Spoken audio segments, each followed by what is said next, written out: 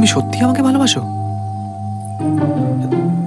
না না, সন্দেহ করছি না, এমনি জিজ্ঞেস করলাম। আমি কিন্তু এখনো তোমার মুখ থেকে শুনিনি যে তুমি আমাকে ভালোবাসো কিনা।